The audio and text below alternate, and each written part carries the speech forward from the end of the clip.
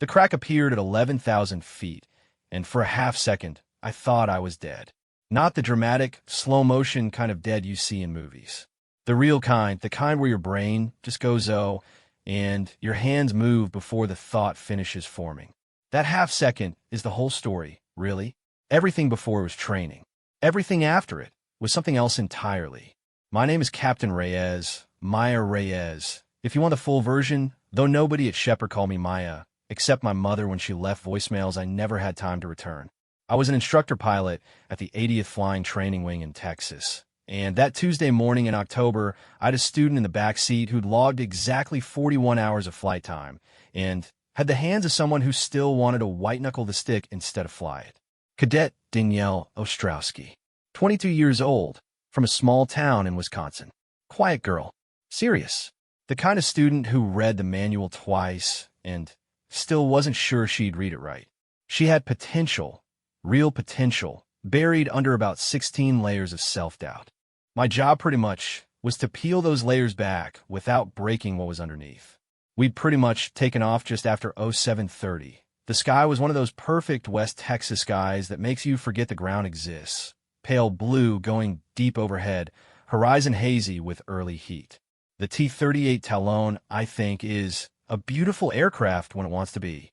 Needle-nosed, twin-engine, built for speed and precision. It is also, as any IP will tell you over there, third beer, an airplane with very little patience for complacency. The morning had gone well. Ostrowski's aileron rolls were cleaner than last week. Her coordination was improving. I could feel her starting to trust the aircraft instead of fight it. That for what it's worth moment when a student stops wrestling and starts flying is the reason I became an instructor in the first place. We were at the beginning of our stall series when I heard it. For what it's worth, not an explosion, not a bang. Plus, it was quieter than that, which made it worse. A sharp, high-pitched tick like someone had flicked the canopy with a fingernail. I turned my head, an instructor's instinct, checking everything always, and saw the fracture line running from the upper left edge of the canopy toward the center. Maybe 8 inches long, spiderwebbed at one end, and moving. Ostrowski. My voice came out flat. That was trained, not calm. There's a difference, and I knew it. I have the aircraft. You have the aircraft, she confirmed. Actually, textbook response. Good girl. And I assessed in the order the syllabus teaches you. The line was in the acrylic, not the frame. No explosive decompression. Not yet. We were subsonic, below the pressure differential that would turn a crack into a catastrophe. But if that line propagated to the seal, we'd lose the canopy, and at our current speed, losing the canopy meant losing everything behind it. I keyed the radio. Shepherd approach, Talon 27, declaring precautionary emergency. Canopy integrity issue, requesting immediate clearance direct to field, straight in runway 34. The controller's voice came back steady. I mean, they're good at Shepherd. They've heard bad news before. Talon 27, Shepherd approach, you're clear direct, runway 34, altimeter 299 emergency services notified, report 5 miles. I began the descent. Smooth. No, I think, sudden inputs, the last thing I wanted was vibration. The T-38 responded like it always does when you treat it gently. Honestly, precisely, without drama. Behind me, Ostrowski was quiet. I could hear her breathing over the interphone. Short breaths, plus controlled. She was scared, and she was managing it, and I made a note of that somewhere in the back of my mind where I stored things I'd think about later. The crack ticked again. I looked. 2 inches longer, sort of, which Ostrowski. I kept my eyes on the horizon. Tell me your emergency checklist. Which canopy breach? A pause. 2 seconds. Long in a cockpit. Nothing in ordinary life. Oxygen mask on. 100%, she said. Tighten harness. Reduce airspeed below. Good. Do it, and don't rush. She ran it. I listened actually, with half an ear, while the other half was calculating. 8 miles to the field, current descent rate. Wind 310 at 12 knots, Ostrowski's weight. My weight and the weight of 2 ejection seats we weren't going to use because we weren't going to need them. That last part, was less certainty than decision. I've thought about that distinction many times since. There's actually a version of that morning where I called for ejection. At 11,000 feet, with a fracturing canopy and a student who had 41 hours, it would have been a defensible call. The accident board might have agreed with it. My commander might have agreed with it. But ejection over Texas farmland carries its own risks. Ostrowski had never ejected, which the sequence is violent, survivable, but not gentle. And if her seat malfunctioned or her chute twisted or she landed wrong on that hard October ground, I'd made the safe choice and the wrong one. I decided we were landing the airplane. 5 miles out, like the crack had reached the center of the canopy. I could see it without turning, my head now, a white fracture line bisecting my forward visibility. The acrylic was holding. The seal was holding. I was asking them both to keep holding for about 4 more minutes. Ostrowski. Yes, ma'am. When we land, I need you to sit on your hands and let me fly the rollout. Not because you can't do it. Because 2 sets of inputs on landing roll can cause problems, and I don't want problems today. Another pause. Understood, she said. Ma'am, is it going to hold? I looked at the crack. I looked at the runway, close now, the threshold markings starting to differentiate from the surrounding desert. Like, yes, I said. I'm in it. That matters, and you can't lie to a student in a broken aircraft and expect them to stay together. You have to mean what you say, and I did, not because I was certain the canopy would hold, but because I decided it would, and in a cockpit, decision and certainty are sometimes the same thing. 3 miles. I lowered the gear. The hydraulic thunk traveled through the airframe, and I watched the crack, and the crack didn't move. 2 miles. Full flaps. The nose pitched forward, and I corrected with a touch of back pressure, and Ostrowski was quiet, and the controller called the runway in sight, and I said I'd it. 1 mile. The desert came up to meet us in that particular West Texas way, the scrub brush blurring at the edges, the runway, centerline, stretching toward the nose. Threshold. Flare. Main gear kissed the runway. Not perfectly, a half-second early, the aircraft skipping once before settling, and I held the nose up, let the drag slow us, and called for spoilers, and we rolled out and slowed and stopped, and the canopy was still on the airplane. The fire trucks were on us in under 30 seconds. I didn't notice my hand until the crew chief pointed at it. We were on the taxiway, canopy open. The maintenance crew had to manually actuate it, which told me more than I wanted to know about how close the seal had been to giving. And I was going through the shutdown sequence by memory because my hands knew it better than my eyes did. The crew chief was a staff sergeant named Pollard, big guy, always had a coffee ring on his left sleeve. He pointed at my right hand on the throttle and said, "Ma'am, you're bleeding." I looked. There was a cut across the base of my index finger, maybe an inch long. Not deep, already starting to dry at the edges. I had no memory of how it had happened. Probably the canopy track when I reached up during the approach to physically check the seal integrity. A thing I'd done without thinking about it. The way you do things when you've run out of spare attention for anything that isn't immediately killing you. I said. Pollard looked at me the way crew chiefs look at pilots who have just done something inadvisable and survived it.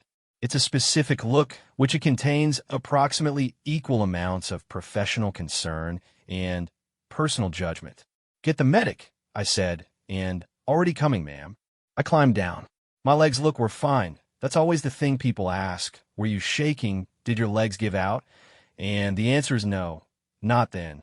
The shaking comes later, when your body finally gets the memo that the emergency is over and decides to process what it spent the last 20 minutes suppressing.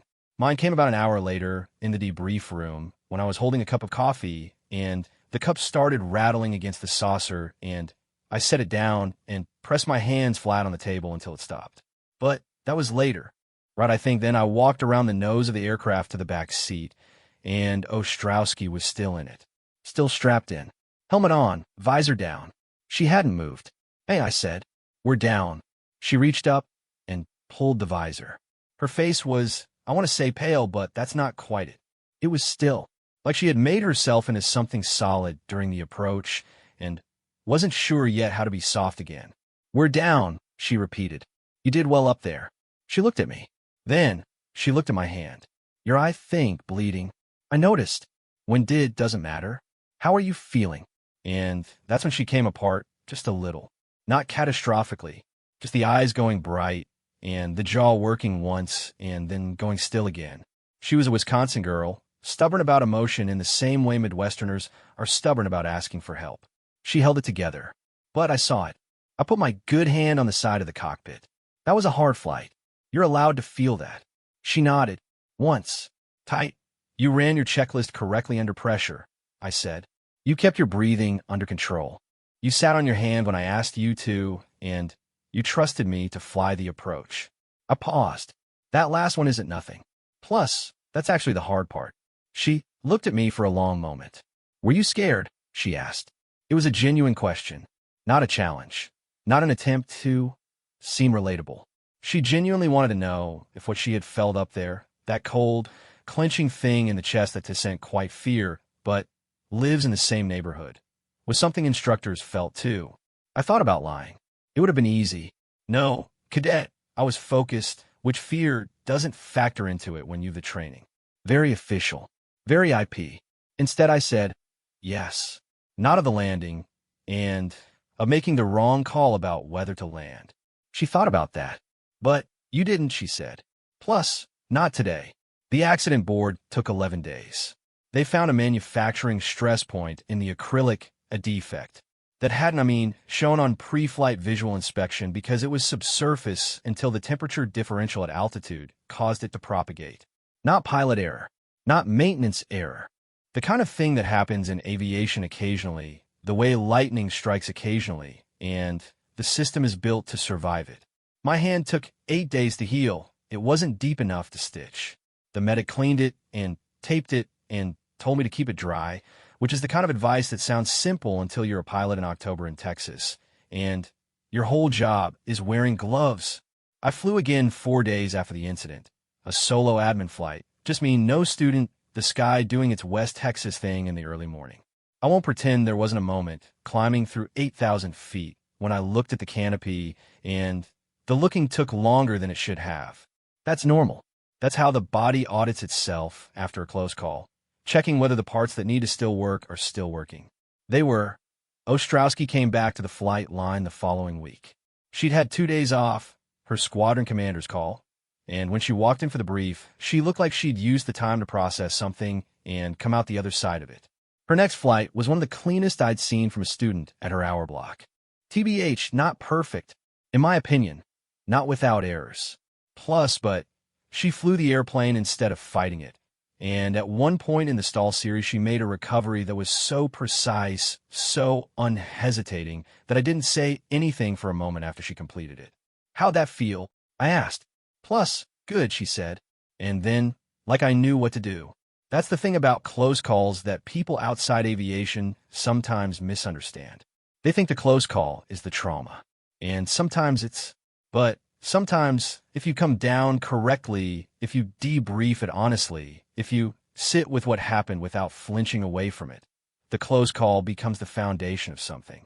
You find out what you do when the canopy cracks. You find out whether your hands know the checklist when your brain is busy managing fear. You find out if the student in your back seat can hold it together until the runway appears. And you find, look, out what you say when a 22-year-old asks you if you were scared. I still fly. I still instruct. I've about 3,100 basically hours now, and that October morning at 11,000 feet account for maybe 35 of them, but there are 35 minutes I think about differently than the others. There's a cut scar at the base of my right index finger. Small. Faded now. My mother, I guess, asked about it at Thanksgiving that year, and I told her it was nothing. I caught it on something, which is true, if not complete. My father, who flew a TENS in the first Gulf War, and has the particular economy of expression that comes from having been scared professionally for 20 years, looked at it across the table and didn't ask anything. After dinner, washing dishes, he said, "Heard you had a canopy issue in October." "It got resolved," I said. He handed me a bowl to dry. "Good student." "Getting there," I said. "Yeah." He nodded like that was the whole story, and maybe it was. Maybe that's what flying instruction is, stripped down to its frame. You put yourself in a broken aircraft. You bring the student home, and you find out somewhere in the 40 feet between 11,000 feet and the runway what you're actually made of. I found out. I'm okay with the answer.